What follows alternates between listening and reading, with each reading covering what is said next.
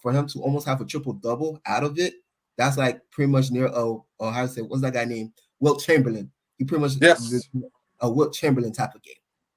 And speaking of Wilt Chamberlain and coach, I'm actually going to leave this with you. Which current NBA player has the greatest shot to eclipse Wilt Chamberlain's 100-point game? And I know it's unlikely, but if you had to pick one athlete in today's NBA who can do it, who would that guy be? I'll go with Luka. Since ever since Luka got to the league, the guy been a force to be reckoned with, man. And especially the last game he had, not the one yesterday, but like 2 games ago, where he had 60 over 20 rebounds and like 10 assists. Like, bro, I truly feel he might be the closest to ever eclipse to 100, in my opinion. I don't see no active current NBA player that would reach that level. Cuzzo? Man, that's a tough question, bro. Plus, he after Donovan Mitchell just exploded for 71 points. Because to me, if you can get 71 points or score 55 points in the second half, like Coach you alluded to, yeah, he's a guy that could possibly do it. But if I had to pick one player, and I do not like this player, so I'm going to be clear what I'm about to say, right? But if I had to pick one player that can score 100 points, it would be Kevin Durant. You know what I mean? It'll still be Kevin Durant. He's not the type of guy that will go out and do it, but from an efficiency standpoint, from an unguardable standpoint, yeah, if he got hot and he wanted to gun for 100 points, yeah, I think he can do it. Because from an offensive perspective, from a scoring perspective, he's that guy that can do it that fast. Where he can explode for 20 points a quarter or 25 points a quarter. That's how much would it take to get 100 points. But there's a lot of players out here that can do it, man. I'm just being honest. But if I had to pick one, it'd be Kevin Durant. And I hate to say that. I got one right here. And Cuzzo, you primarily closely alluded to it. Actually, you did. Kobe Bryant scored 81. I believe that's the second highest of all time. Mm-hmm. Who reminds me of Kobe Bryant the most in today's NBA? That would be Devin Booker. He reminds me of Kobe the most. Let's not forget he was the youngest cat to score 70 at age 20. Let's not forget this season he scored 3 games in a row over 40 points per game. Let's not forget that he's a prolific scorer. Let's not forget that he's fluid with his shot. Let's not forget he's there. He was made on this planet to get buckets.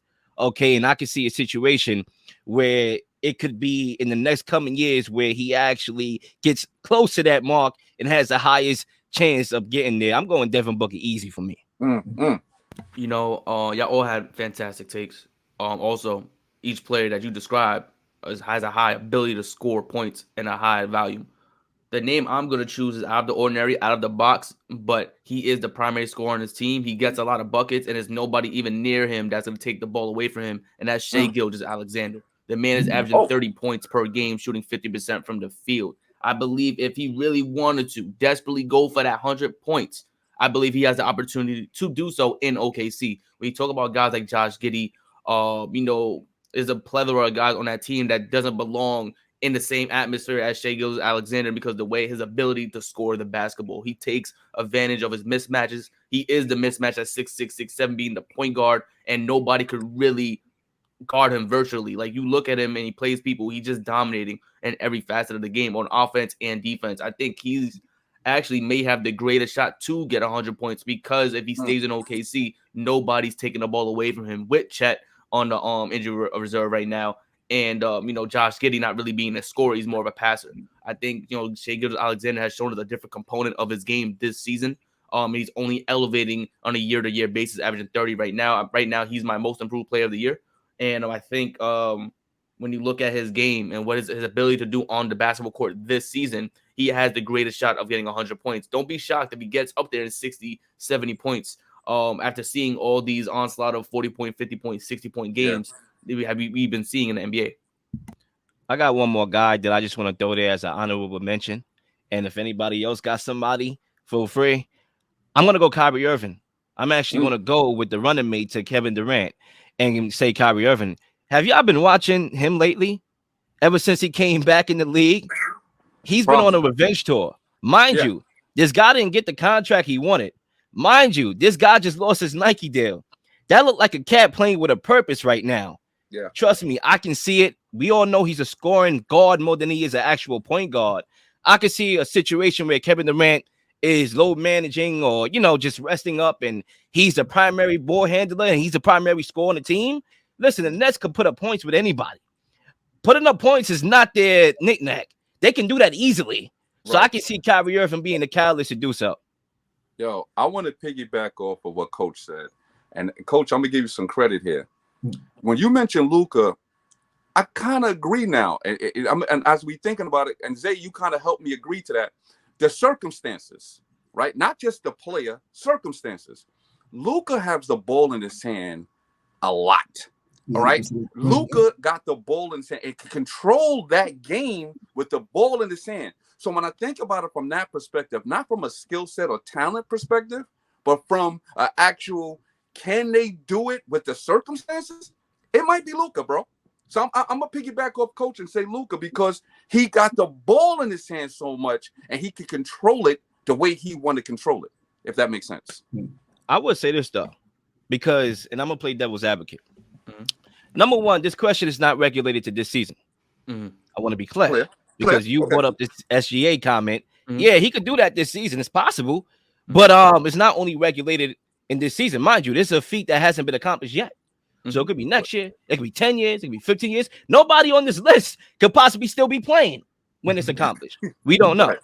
Now, I would say this about the Devin Booker point and just add more fuel to my argument. Mind you, one of his co-stars wasn't playing in this game, Darius Garland. So it could be a situation where the co-star is not playing and you can go off and have a night like Donovan Mitchell had. Real quick, I think one last player I didn't mention, another guy overlooked, kind of disrespected in the NBA, Damian Lillard, a guy who puts up 30, 40 shots a game damn near. A guy is ready to pull no matter what, bombs away. Hey, listen, that man lets it fly, and that's something that Damian Lillard always has done in his career, and I wouldn't be surprised if one night he just feels just electric. Nothing's missing. Everything's going in. He's a guy who could literally pull 15 threes. Imagine if he makes them. That's how scary Dame Lillard could be. He could be a person that makes that feat, especially after having the most points in Blazers history this season. Even moving forward, him having Anthony Simons on his team, it makes it even better because now they can't defend him, triple team, double team, him, Jeremiah Grant. There's a lot of factors on that team. You can't just double or triple Dame Lillard. You just gotta let him just go off. And that's just unfortunately what can happen on a Dame team. Don't be surprised. This man might get to 70. I'm telling you, there's a lot of players in this world. I know they're like, I'm only focused on me. Like some guys are envious. They're like, you know what? If he getting 70, I'm gonna go get 70. And that's just how it is. It's human nature. People get envy from time to time. It's all right. It's part of nature. But these basketball players, they get a little extra. They get a little extra motivation. Like the Jordan. Like Jordan used to just get mad over nothing and just go off. So that's something that you can see Damian Lillard do. He has a very close fuse, whereas a very short fuse is like, all right, he's gonna start talking crap. All right, now let me show him what I'm really about. Right. Any bias for Klay Thompson here? The guy just put up 56. We saw him a couple years ago put up 20-something points in the first quarter or something like that. I know sometimes he goes through his slumps, but when that guy's hot, he's hot. What about Steph? Right? So it's like a couple guys you could put in this category. Sure, you got to pick. What's going in there too? You got to pick Jason Tatum. This is a dude that is a scorer that can score with the best of them, left hand, right hand, jump shot, post game. Yeah, it's a lot of players out there, man. It's a lot of them.